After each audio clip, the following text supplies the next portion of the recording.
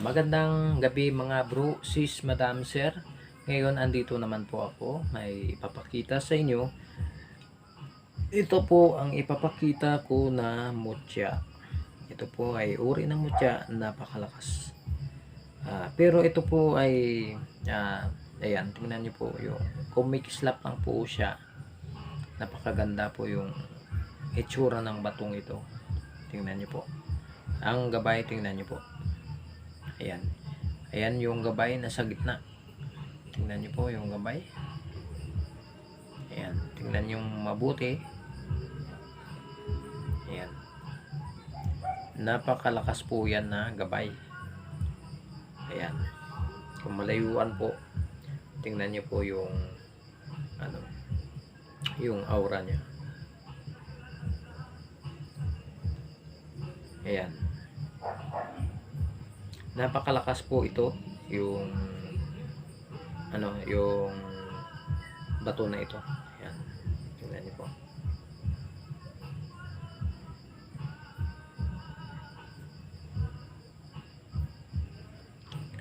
Napakalakas po yan.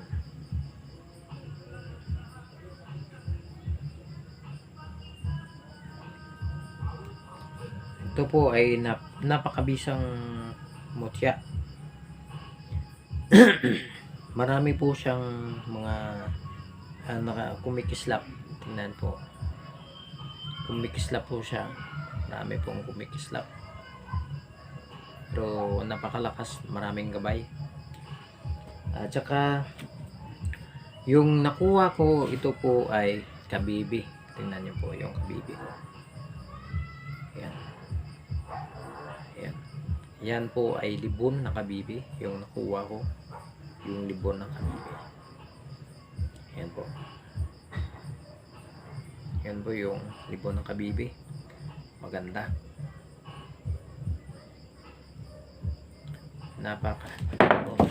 Nahulog pa. Nahulog siya. Parang tumalon. Ayan. Ayan. Yan po ay napaka lakas ng kabibing na ito. Napakalakas po siya. Yan. Ito yung ipapakita ko sa inyo. Ito yung natagpuan ko lang po ito sa dagat. Tingnan niyo po yung iba yung niya, yung itsura niya, pero napakaganda po ito. Tingnan niyo po. Tingnan niyo. Pero ito magnetic po siya. Tingnan nyo, ito yung magnetic. Yung bilog na ito, yung sa taas, ayan, magnetic po siya. Pero konti lang. Ito, yung malaki na ito, yung kinakapitan niya po, hindi po siya magnetic. Pero ito po siya ay mayroong gabay. May gabay po siya. Ayan, tingnan nyo po. Tingnan nyo po yung gabay niya. Ayan po, yung gabay niya. Tingnan nyo.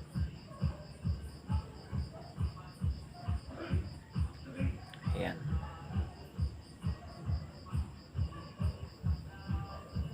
May gabay po ito. Ayan. At saka ito yung maliit. Yung maliit lang. Ito po, yung maliit. Ito po yung maliit. Tingnan nyo po ang mangyayari. Dahil maliit lang po siya. Tingnan natin hilain natin kung ito ay kaya niyang hilain. Buhatin, ibig kong sabihin. Tingnan natin kung mabuhat ng maliit na bato yung bato na kinakapitan niya. Tingnan niyo po. Yan, napakaliit po yan na bato na kumakapit sa bato na yan. Yan, napakaliit lang. Samantalang ito, buhat na buhat ng magnet. Yan, yung buhat niya po, yung ito lang po ay napakalakas po. Humigop, ayan. Napakalakas po. Tingnan niyo. Yan, isang kapiraso lang po ng gramo lang siguro to yung yung tawag nito, yung bulalakaw na kumapit sa batong ito. Siguro sobrang init, kinapitan niyo yung na ito. Ayan tingnan niyo po, para po siyang parang gorilla. Tingnan niyo po. Ayan, pwede din na para po siyang hayop o di kaya ibon. Ayan, parang ibon po siya. Napakaganda po at saka napakalakas kumapit. Napakalakas po yung kapit niya po. Ayan, napakalakas po yung kapit niya. Oh. Ayan. At saka meron din akong nakuha uling. Ayan, uling na nagiging bato. Uling po siya. Ayan, napakatigas po ito na uling. Uling po talaga ito. Ayan, tingnan nyo, uling, napakalakas. Uling talaga. Ayan, uling lang po siya, napakalakas talaga. Ayan, napakalakas talaga yung gamit na ito kapag uling. Kasi mga bad odor nga, yung mga bad odor ay hinihigop niya, tinatanggal niya. Ito ay napakabisa po ito. Ito, tingnan niyo po ito. Ayan, tingnan niyo ng mabuti. Yan po ay nakaano lang, tinanggal ko lang siya, nakakapit lang ito. Ayan, tinanggal ko po siya. Ayan mo, yan, separate na po silang dalawa. Ito po ay naka-hold silang dalawa. Ayan, naka-hold po yan silang dalawa. Pero natanggal ko kasi siguro pinilit ko kung bakit po nagkadikit. Akala ko ano lang. Ayan, nakadikit po yan. Pero itong klaseng parang shell po siya. Ayan, na nagiging bato sa tagal ng panahon. Hindi po siya makita dahil sobrang lakas po yung ano niya. Ayan. Ayan po.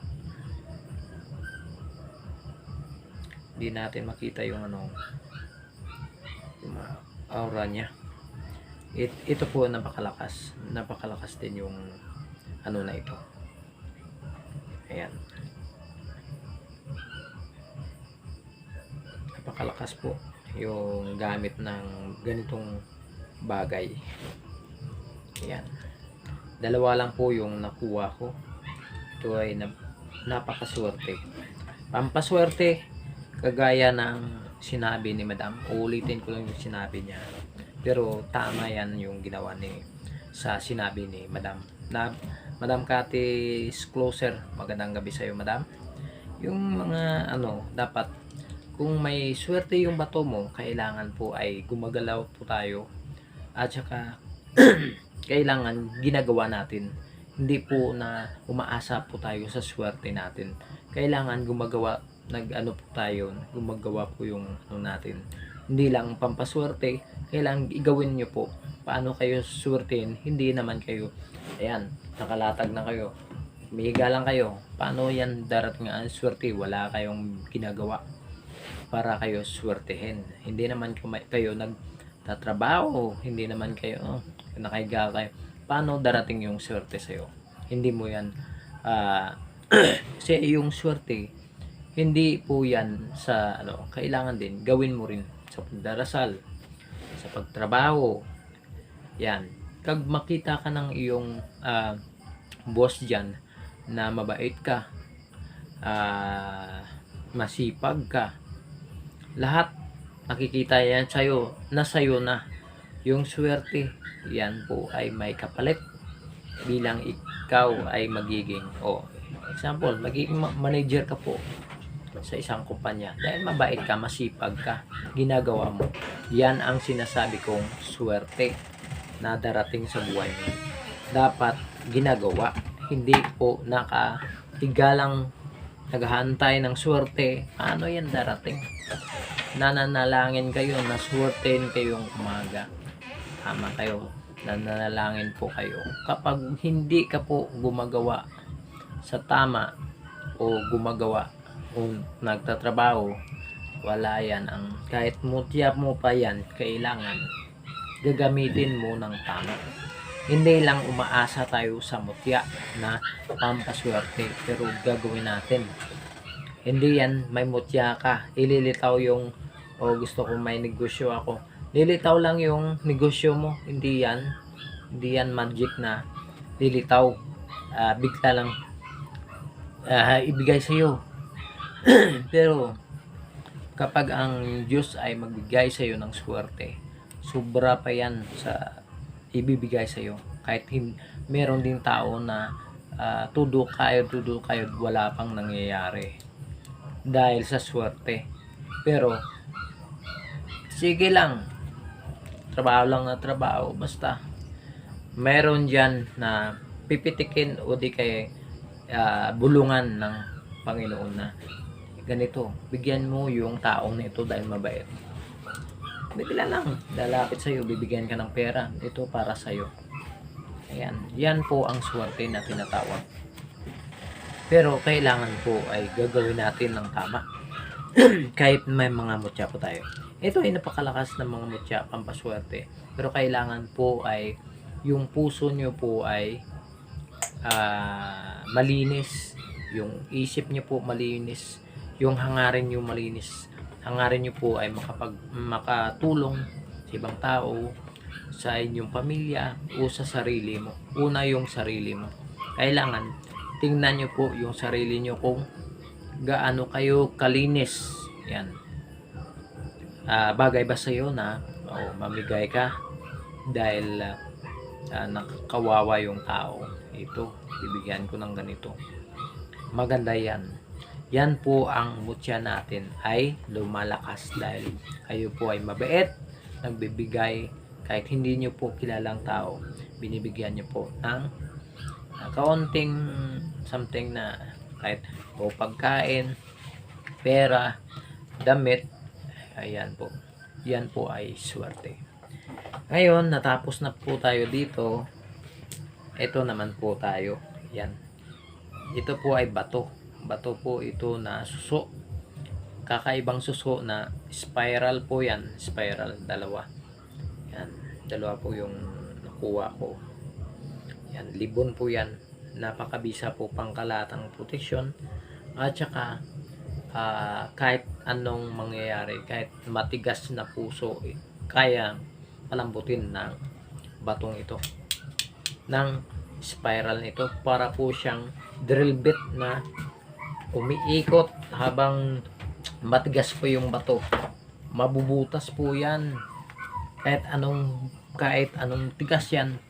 Kapag ganito, ganito, kapag ganito lang po, ano magagawa ng ganito kung walang isang tao humahawak sa kanya at gamitin siya sa kabutihan?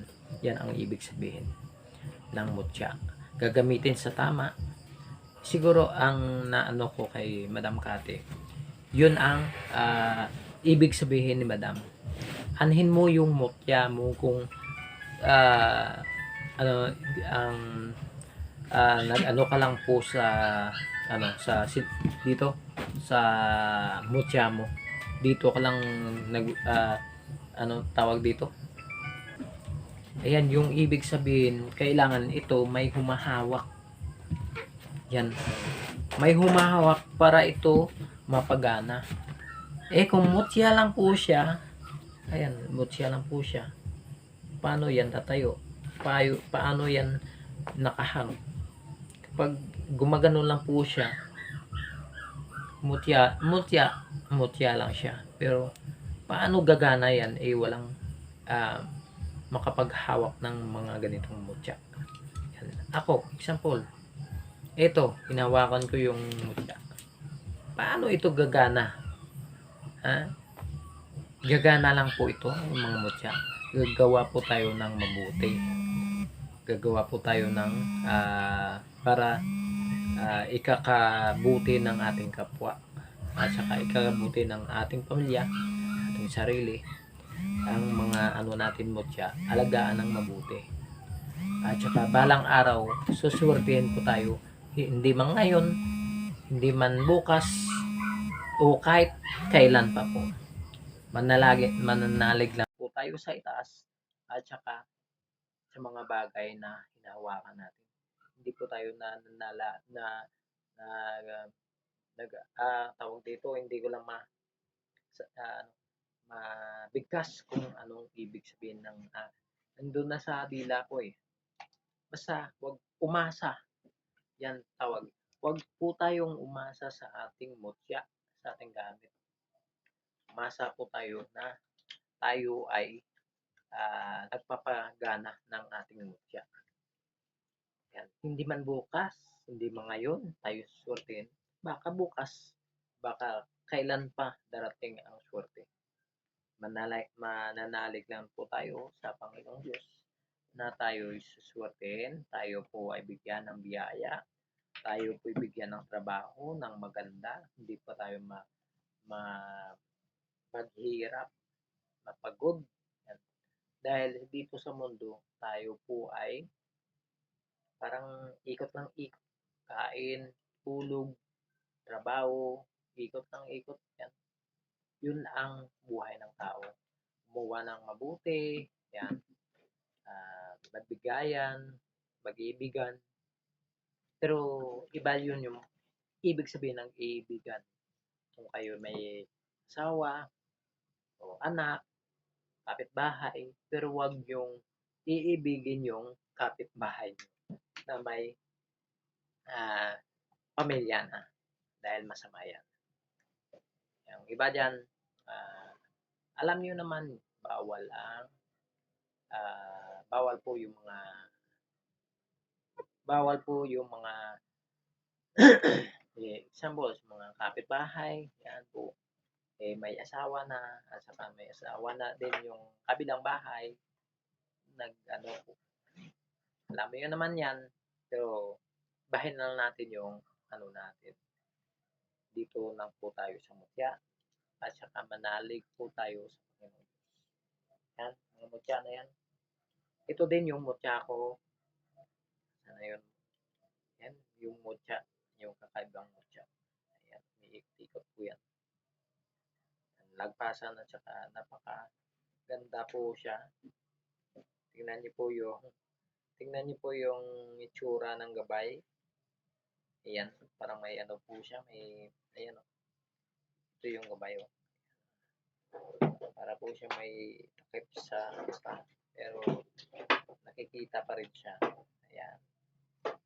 Kita nyo, parang tao po siya. Ayan. Yan po ay mutya. Magandang mutya. Ito din, yung ayan, napakaganda din ito. Saka ito, tingnan nyo po. Ayan, tingnan nyo po. Ito po ay ilong. Ayan, yung ilong na ito, yung bibig, yung mata. Tingnan nyo po ng mabuti. Ayan, tingnan nyo.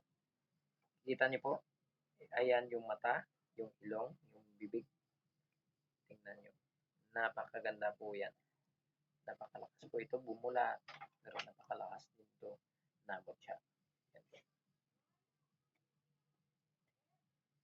Ayan po ito aking mga batya. Ayan. Yun lang mga bro, sis, madam, sir. Bago matapos po ang ating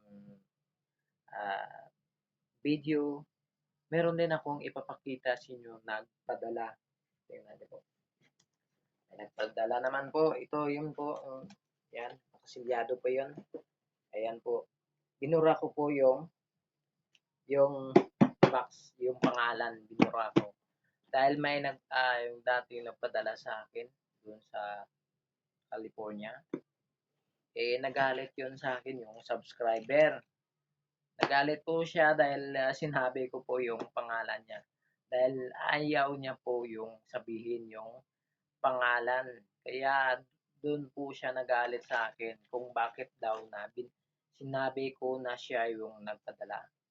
Yun po, pasensya na Lailani sa sinabi ko na yung pangalan mo. Pasensya na po dahil gusto ko lang po maparating sa mga tao na yun dahil po sa aking pinapakita na kabutihan sa inyo at sa kabutihan ng aking puso. Yun po ay sinabi ko lang na hindi naman intensyon na ipahiya kayo o di kayo kung ano yung tawag nyo doon. Pero pasensya na po na sinabi ko yung pangalan nyo. Nabigkas ko po yun, nabanggit ko yun yung pangalan nyo. Nakalimutan ko kasi Yung iba hindi ko naman sinabi, pero sa'yo sinabi ko na ikaw nagpadala. Pasensya na po, nagagalit sa akin yung subscriber na nagpadala. Ito, ang gagawin ko po, ito, ayan, binura ko na lang yung pangalan. Binura ko po yung pangalan. Yung sinabi ko yun na nagpadala pero hindi ko babanggitin, pero binanggit ko pa rin yung pangalan niya. Nakalimutan ko kasi sobrang excited. Pasensya na po, Madam Laila Ani, pasensya po na nabanggit ko yung pangalan mo. Pasensya na, nagagalit siya sa akin. Yan po ay para sa akin po, wala yan. Kahit magagalit po yan sa akin, wala naman akong intention para kayo mapahiya. O di kaya baka sabihin ni gusto lang magpaano. Hindi yan. Kaya binabahagi ko lang sa inyo na merong mga suwerte na dumating sa aking buhay sa haba ng naging ganito na ako.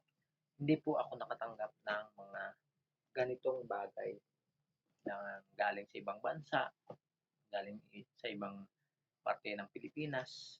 Nagpapasalamat din ako sa kanila dahil hindi sa kanila, dahil hindi sa inyo, hindi ako magiging umabot ng ganito. Yan, napakaswerte ko, no? Napakaswerte ng mga taong na makarinig nito.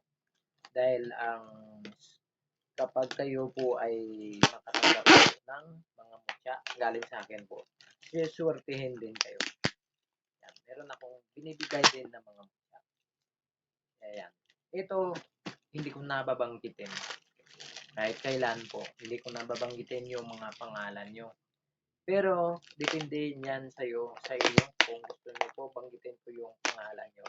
Pwede rin, babanggitin ko yun. Pero, sa kay Lailani po, pasensya na po, hindi ko nabanggit. Nabanggit ko pala yung pangalan. Nakalimutan ko kasi, sobrang excited. Dami kasi yung pinadala mo, kaya, yun, nakalimutan ko. Ikaw pala yung nagpadala. Akala ko iba yung banggit ko. Pasensya na po. Madam, pasensya na po, madam. Pasensya na po. Tao lang po ako. Hindi naman ako nasasaktan sa sinabi mo. Sa pagalit mo sa akin, hindi naman ako nasaktan. Natural lang yun dahil yung sinabi mo na na ayaw lang babanggit yung pangalan ko. Yun pala, nabanggit ko. Kaya, yun, nagalit ka sa akin. Okay lang, madam. Don't worry. Be happy. Ayan. Ayan, ito naman, ipapakita ko sa inyo ang bagong nagpadala. Pero hindi ko yan babanggitin kung sino siya. Ito po ay hindi sa ibang bansa. Ito lang, nandito lang. Dito lang sa Pilipinas. Part lang ng Pilipinas. Try natin kung anong binigay.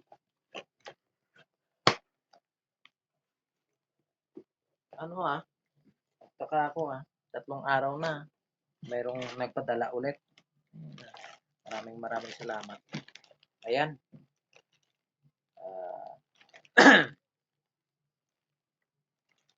May sulat na. Mr. Steve. Ayan. Sa akin. Mr. Steve Ari. Ayan. Yung binigay niya sa akin ay malaking.